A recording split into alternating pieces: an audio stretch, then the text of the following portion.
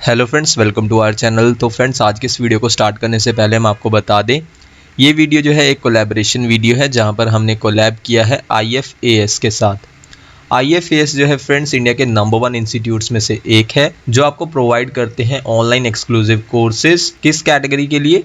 NTA, UGC net और set exams के लिए। जहां पर फ्रेंड्स यानी कि IFAS पर जो है लोएस्ट प्राइस चल रहा है पेपर 1 और पेपर 2 के लिए। तो पेपर 1 के लिए अगर आप 6 मंथ का कोर्स बाय करते हैं तो उसकी कॉस्ट होगी 1999, और अगर आप पेपर 1 और पेपर 2 के लिए यानी कि कॉम्बो में 6 मंथ का कोर्स बाय करते हैं तो उसका प्राइस होगा 4999। इसी तरह अगर आप 12 महीने के लिए कोर्स बाय करना चाहते हैं तो पेपर 1 के लिए उसकी प्राइस होगी 3000 और पेपर 1 और 2 के लिए 9000 12 महीने के लिए। और जबकि 24 महीने के लिए जो है पेपर 1 का प्राइस होगा 4000 और पेपर 1 और 2 का होगा 10500। इसके अलावा फ्रेंड्स, इन लाइव कोर्सेज के लिए जो प्रीवियस प्राइस है वो भी आप अपनी स्क्रीन पर देख सकते हैं। तो अगर आप इनरोल करना चाहते हैं इस कोर्स के लिए, उसके लिए आपको इनकी वेबसाइट या फिर ऐप पर विजिट करना होगा। तो इनकी ऐप, वेबसाइट और यूट्यूब चैनल का लिंक आपको इसी वीडियो के नीचे डिस्क्रिप्शन बॉक्स में मिल जाएगा, जहां पर आप लिंक पर क्लिक करके विजिट कर सकते हैं IFAS पर और इनरोल कर सकते हैं इन कोर्सेज के लिए। वापस से फ्रेंड्स हम अपनी वीडियो पर चलते हैं, जहां पर आज की इस वीडियो में हम बात करेंगे हमारी NTA UGC नेट पेपर 1 अक्टूबर 2022 से रिलेटेड जो मॉक टेस्ट सीरीज़ है उसके मॉक टेस्ट 97 के बारे में। जहां पर फ्रेंड्स आज के इस वीडियो में हम कुछ MCQs को डिस्कस करने वाले हैं और साथ ही साथ इम्पॉर्टेंट पॉइंट्स को, जो कि आपके एग्जाम के पॉइंट ऑफ व्यू से काफ़ी हेल्पफुल रहने वाले हैं। और साथ ही साथ फ्रेंड्स, अगर आप किसी भी गवर्नमेंट एग्जाम की तैयारी कर रहे हैं तो उन स्टूडेंट्स के लिए भी ये वीडियो काफ़ी हेल्पफुल रहेगी, तो आप ये वीडियो एंड तक ज़रूर देखें। जहां पर आज का हमारा पहला क्वेश्चन है, when did the Kothari commission submit its report, यानी कि कोठारी आयोग ने अपनी रिपोर्ट कब प्रस्तुत की? कोठारी कमीशन ने अपनी सबमिट की थी रिपोर्ट, इनमें से ऑप्शन बी 1966 में। फ्रेंड्स, इस क्वेश्चन को हम थोड़ा डिस्कस कर लेते हैं। सबसे पहले इंडिपेंडेंस के बाद यानी कि आज़ादी के बाद कोठारी कमीशन का गठन किया गया था इम्प्रूव करने के लिए ओवरऑल क्वालिटी, कहाँ पर? इंडियन एजुकेशनल सिस्टम में। कोठारी कमीशन की अध्यक्षता की थी डॉक्टर दौलत सिंह कोठारी ने, जहाँ पर एम क्या था कि एक्सेस करना है कंडीशन को इंडियन एजुकेशन सिस्टम के और चेंजेस के लिए सजेशन देना था। इस कमीशन को एजुकेशन कमीशन के नाम से भी जाना जाता है और इस कमीशन को इस्टेब्लिश किया गया था जुलाई 1964 में। देन इसके बाद 29 जून 1966 को इस कमीशन ने अपनी रिपोर्ट को सबमिट किया। इसके बाद फ्रेंड्स हम अपने नेक्स्ट क्वेश्चन पर चलते हैं। Which commission highlighted the need to fix minimum pay scales for teachers, यानी कि किस आयोग ने शिक्षकों के लिए न्यूनतम वेतनमान निर्धारित करने की आवश्यकता पर प्रकाश डाला? तो इनमें से वो था option B Kothari commission. Kothari commission ने हाईलाइट किया कि ज़रूरत है फिक्स करने के लिए जो मिनिमम पे स्केल्स है, किन के लिए? टीचर्स के लिए। तो उसको हाईलाइट किया किस कमीशन ने? कोठारी कमीशन ने।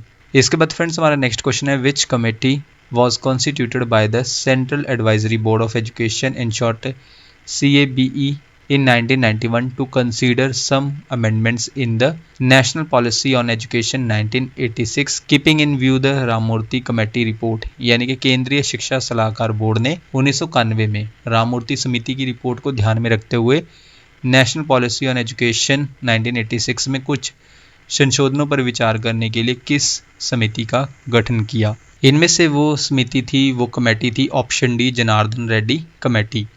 इसे कॉन्स्टिट्यूट किया गया था किसके द्वारा? Central advisory board of education, in short CABE द्वारा। कब? 1991 में कंसीडर करने के लिए अमेंडमेंट्स को, यानी कि संशोधनों को, किसमें? नेशनल पॉलिसी ऑन एजुकेशन 1986 में, जो कि ये संशोधन यानी कि अमेंडमेंट्स दी गई थी किसके द्वारा? राममूर्ति कमेटी रिपोर्ट द्वारा। इसके बाद फ्रेंड्स नेशनल एजुकेशन पॉलिसी 1986, जहाँ पर फ्रेंड्स सबसे पहले तो नेशनल एजुकेशन पॉलिसी 1986 को ज़रूरत थी किसकी? रीफॉर्मुलेशन की, यानी कि सुधार की आवश्यकता थी किसमें? नेशनल एजुकेशन पॉलिसी 1986 में। देन इसके बाद कमेटी ने रिव्यू किया किसे? नेशनल पॉलिसी ऑन एजुकेशन 1986 को।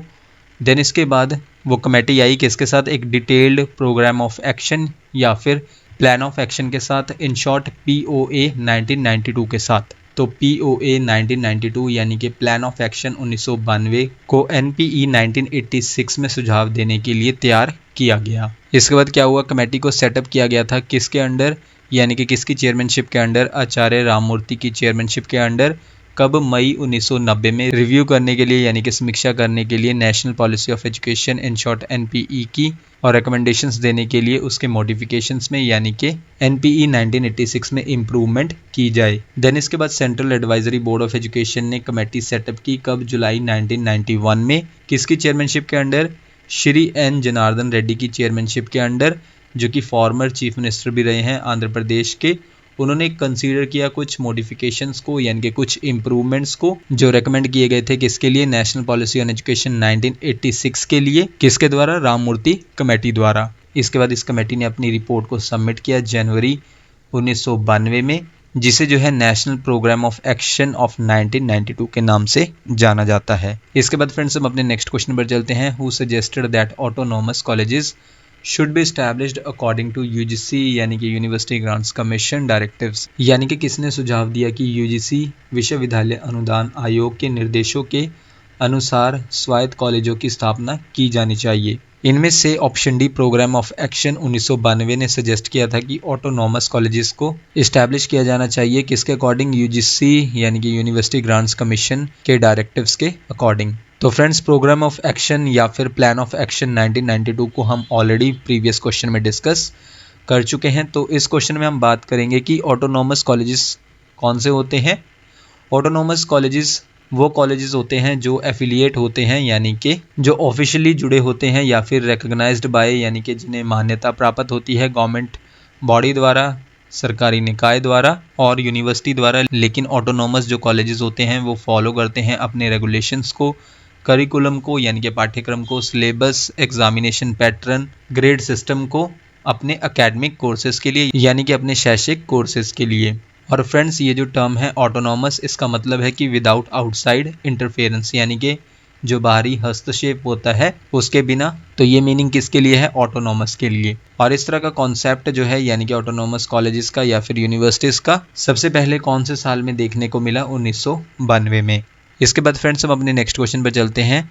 विच sustainable development goal does the national education policy 2020 encourage, यानी कि राष्ट्रीय शिक्षा नीति 2020 किस सतत विकास लक्ष्य को प्रोत्साहित करती है? इनमें से फ्रेंड्स वो सस्टेनेबल डेवलपमेंट गोल है जो प्रमोट करती है नेशनल एजुकेशन पॉलिसी 2020 को। Option C sustainable development goal 4, जहाँ पर फ्रेंड्स हमारा जो सस्टेनेबल डेवलपमेंट गोल 4 है वो जुड़ा है किससे? Ensure inclusive and equitable quality education and promote life long learning opportunities for all, यानी कि समावेशी और समान गुणवत्ता वाली शिक्षा सुनिश्चित करें और सभी के लिए आजीवन सीखने के अवसरों को बढ़ावा देना। तो ये है हमारा sustainable development goal 4।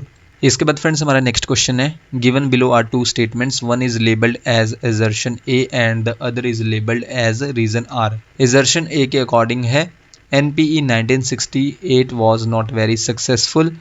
Reason R education was in the state list, so role of center was little on how the states should implement this scheme, यानी कि शिक्षा राज्य सूची में थी इसलिए राज्यों को इस योजना को कैसे लागू करना चाहिए इस पर केंद्र की भूमिका कम थी। Friends in light of the above statements choose the correct answer from the options given below. इस क्वेश्चन के लिए फ्रेंड्स करेक्ट ऑप्शन है ऑप्शन नंबर 1, जहाँ पर ऑप्शन नंबर 1 के अकॉर्डिंग क्या कि both A and R are correct and R is the correct explanation of A. सबसे पहले एजर्शन है NPE 1968 was not very successful, तो ये स्टेटमेंट सही है। और उसका रीज़न क्या है कि एजुकेशन जो है उस टाइम स्टेट लिस्ट में थी, तो स्टेट्स को इस पॉलिसी को कैसे इम्प्लीमेंट करना चाहिए इस पर जो सेंटर गवर्नमेंट है उसका रोल कम था। So that's why both A and R correct and R is the correct explanation of A. इसके बाद फ्रेंड्स जहाँ पर 42nd अमेंडमेंट एक्ट ऑफ 1976 ने 5 सब्जेक्ट्स को ट्रांसफ़र किया था स्टेट से कॉन्करेंट लिस्ट में, और वो कौन कौन से 5 सब्जेक्ट्स थे? नंबर 1 था education, second forest, third weights and measures, fourth पर सब्जेक्ट था protection of wild animals and birds, fifth पर एडमिनिस्ट्रेशन ऑफ जस्टिस। तो ये वो 5 सब्जेक्ट्स थे जिनको ट्रांसफ़र किया गया था स्टेट से कॉन्करेंट लिस्ट में, किसके according? 42nd amendment act of 1976 के अकॉर्डिंग। देन इसके बाद फ्रेंड्स एक क्वेश्चन हमारा इस तरह से बनता है कि education was put in concurrent list through which constitutional amendment, यानी कि फ्रेंड्स शिक्षा को किस संविधान संशोधन द्वारा समवर्ती सूची में रखा गया था। और फ्रेंड्स ये आपका DSSB PRT 2019 में भी ये क्वेश्चन पूछा गया था।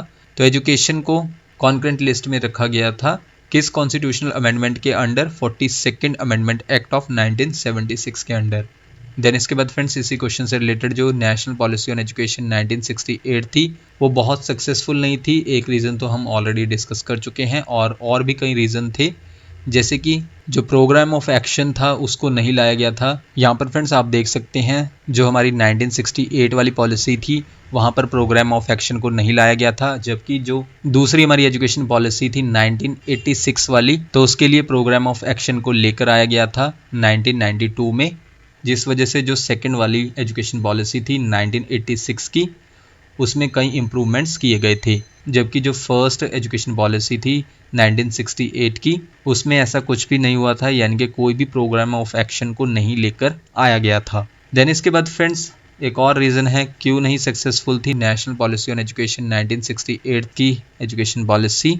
उस समय जो है फंड्स की शॉर्टेज थी और जो इंडिया की इकॉनमी भी थी इतना ग्रो नहीं हुई थी। इसके बाद फ्रेंड्स हमारा नेक्स्ट क्वेश्चन है जो कि इस वीडियो का लास्ट क्वेश्चन है, which policy focused on modernisation and role of IT यानी कि इंफॉर्मेशन टेक्नोलॉजी इन एजुकेशन, यानी कि आधुनिकीकरण और शिक्षा में आईटी की भूमिका पर कौन सी नीति केंद्रित थी? इनमें से वो थी friends option B national policy on education 1986 जिसने फोकस किया modernisation and role of IT in education पर, यानी कि आधुनिकीकरण और शिक्षा में आईटी की भूमिका पर नेशनल पॉलिसी ऑन एजुकेशन 1986 की नीति जो है वो केंद्रित थी। 1986 की जो पॉलिसी थी उसको इशू किया गया था किसकी टेन्योर के दौरान, यानी कि किसके कार्यकाल के दौरान? Former prime minister Rajiv Gandhi की टेन्योर के दौरान। और 1986 की पॉलिसी को अपडेट किया गया कब? 1992 में, जब PV Narasimha Rao prime minister थे। तो फ्रेंड्स ये थी आज की हमारी वीडियो। अगर आप इस वीडियो की पीडीएफ फ्री ऑफ कॉस्ट चाहते हैं तो उसके लिए आप हमारे टेलीग्राम ग्रुप को ज्वाइन कर सकते हैं। टेलीग्राम ग्रुप को ज्वाइन करने के लिए फ्रेंड्स आपको क्या करना होगा? सबसे पहले तो आपको अपने टेलीग्राम में जाना होगा और टॉप पर सर्च करना होगा चैनल का नाम। चैनल का नाम है keep learning keep growing. Search करने के बाद फ्रेंड्स आपको चैनल शो हो जाएगा जहाँ पर आप चैनल के ग्रुप पर क्लिक करके ग्रुप को ज्वाइन कर सकते हैं। और फ्रेंड्स आपको वही ग्रुप ज्वाइन करना है जिसके अप्रॉक्सीमेटली 7000 सब्सक्राइबर्स हैं या फिर फॉलोअर्स हैं।